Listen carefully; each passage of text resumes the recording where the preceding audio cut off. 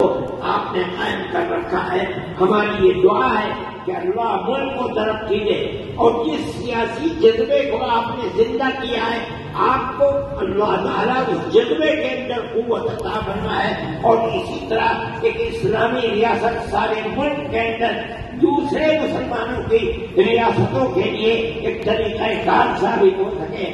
اور جو آپ کے گرد کی ریاستیں ہیں، تاجکستان ہے، ازبکستان ہے، پاکستان ہے، اور روس کی چھوٹی چھوٹی ریاستیں، وہ بھی اسلامی نظام کے اسی طریقہ کار کو خدا کرے قائم و دائم کر سکیں. اس طرح اسلام زندہ و جاوید رہے، بول بالا ہو.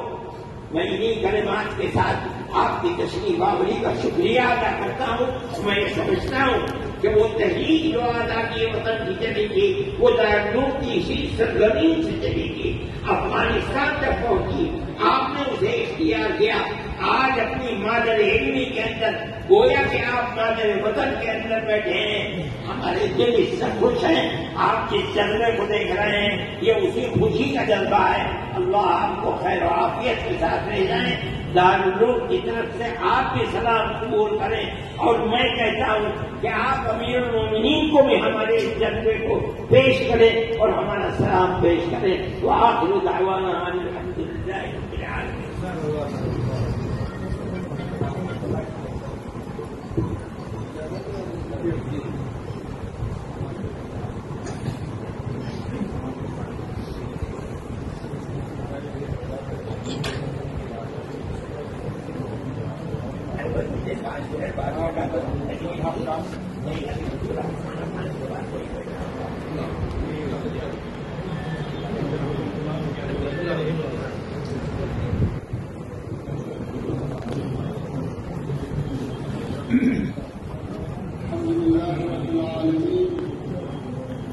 والسلام على رسوله محمد وعلى آله وأصحابه أجمعين. أما بعد، أعوذ بالله من الشيطان الرجيم. بسم الله الرحمن الرحيم.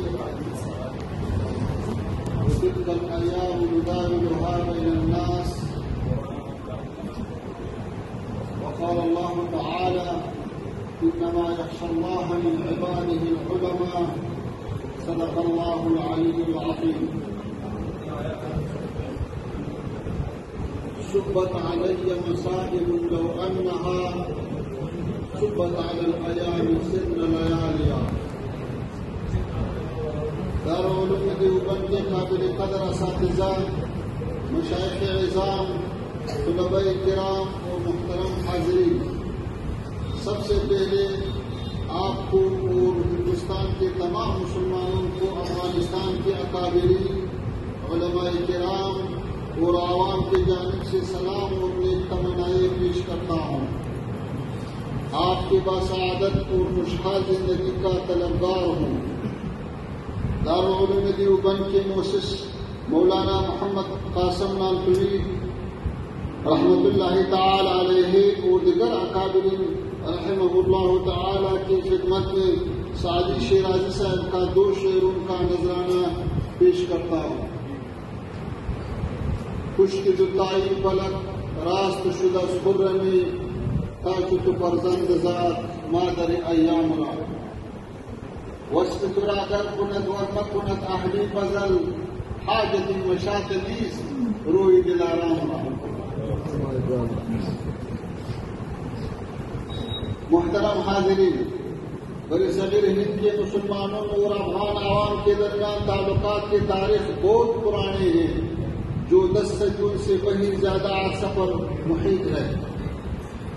یہ صرف افغان سلاطین نہیں تھے جنہوں نے اسلام پہنچانے میں اہم کردار ادا کیا، جن کے ناموں سے ہندوستان کے مسلمان واقف ہے، بلکہ علمی لحاظ سے کہیں یہ تعلقات اتنے مضبوط ہیں کہ ایک دوسرے سے ناقابل شکست ربط اور اتصال رکھتے ہیں.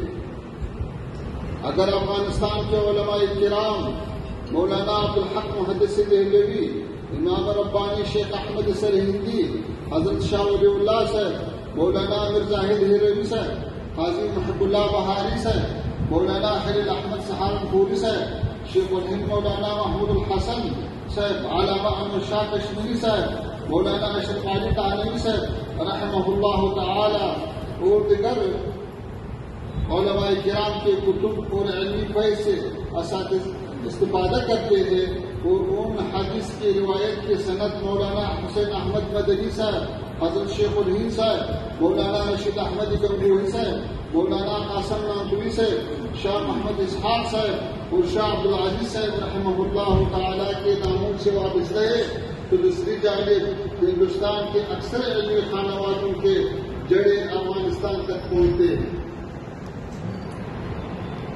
جس طرح کے خواجہ معین الدین چشتی رحمہ اللہ جو ہرات کے چشت شریف سے تعلق رکھتے ہیں، نقشبند سلسلے کے مشیر اعلیٰ امام ربانی شیخ احمد حسن ہندی جو مولانا فرخ شاہ کابلی کی اولاد سے ہے، اسی طرح ظاہر ہریوی ہے جن کا اصل تعلق افغانستان کے علاقے ہرات سے ہے۔ یہ حقیقت ہمیں اس بات کی جانب متوجہ کرتے ہیں کہ افغانستان اور ہندوستان کے اسلامی سماج کے درمیان روابط صرف عقیدے، فکر اور منہج کے اعتبار سے نہیں بلکہ سیاسی، علمی اور تاریخی قابل فخر مشترکات کے اعتبار سے بڑی بہت مضبوط ہے۔ ابھی جب افغانستان میں اللہ تعالیٰ کے فضل سے اسلامی حکومت قائم، امن و امان قائم ہے، ان کے تعمیر نو کے سلسلے میں علمی مراکز بڑی اثر نو تعمیر کیے جا رہے ہیں، اور حقیقی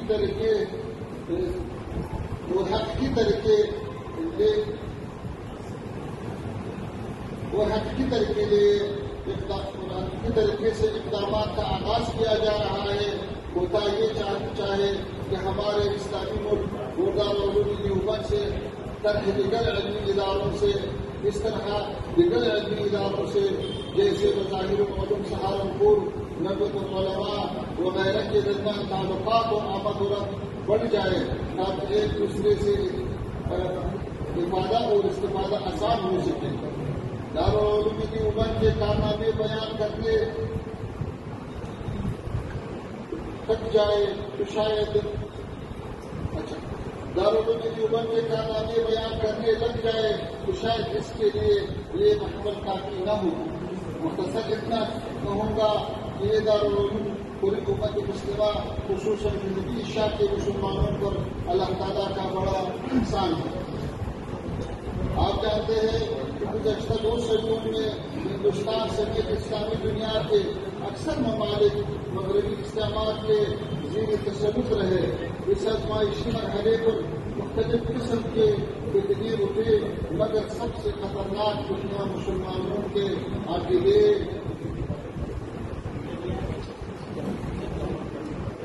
اخلاق اور ثقافت کے تحریک اور اس کے خاتمے کی صورت میں درپیش تھی۔ اس تاریخی میں دارالعلوم دیوبند نور اور ہدایت کا وہ سرچشمہ تھا جس نے مسلمانوں کے عقیدے، فتوا، فکر و ادب، دینی علوم، تصوف و عرفان، اخلاقی تربیت اور زندگی کے تمام شعبوں میں صحیح منہج متعین کر کے دیا اور اقوام کو گمراہی سے بچایا۔ دارالعلوم دیوبند کے مشائخ کرام کا بڑا کارنامہ یہ تھا کہ ہر طرح کے تندرستی، غربت اور مشکلات برداشت کیے، مگر علم، فتوا اور دعوت اسلام کی حجت و مختاری کا تحفظ کیا۔ اس دارالعلوم نے مسلمانوں کی دینی منابع کو نہ صرف استعمار کے اثرات سے محفوظ رکھا بلکہ افراد و تفریق اور مختلف منحرف گروہوں کے اثرات سے بچایا، جس کے برکت سے آج الحمدللہ ہم ایک خالص اسلامی منہج سے بہرور ہیں۔ دارالعلوم دیوبند نے مشکلات اور مسائل کے مقابلے میں 1.5 صدی گزرنے کے بعد وہی آپ نے اصلیت برقرار رکھی، اعتدال کا راستہ اپنایا، علمی امانت کے میراث کا تحفظ وہی کیا اور اپنے اصولوں پر مضبوطی سے قائم رہے۔ تفسیر، حدیث، فقہ، اصول فقہ اور دیگر اسلامی علوم کے متعلق بے شمار کتابیں اور شروحات لکھ کر شائع کرتے ہیں۔ دیوبند کی علمی روشنی صرف ہندوستان تک محدود نہیں بلکہ اس نے پوری اسلامی دنیا کو منور کر دیا ہے۔ افریقہ، یورپ اور امریکہ تک وہی اس کے خدمات کا سلسلہ پھیلایا ہے۔ سعادت بزور بازونیس تانا بخشت خدای بخشندہ. محترم مشائخ کرام، یہی علماء ہے جو امت کو بیداری اور عمل کی احیاء کا راستہ دکھا سکتے ہیں، اسی کامیابی کی افق تک پہنچا سکتے ہیں.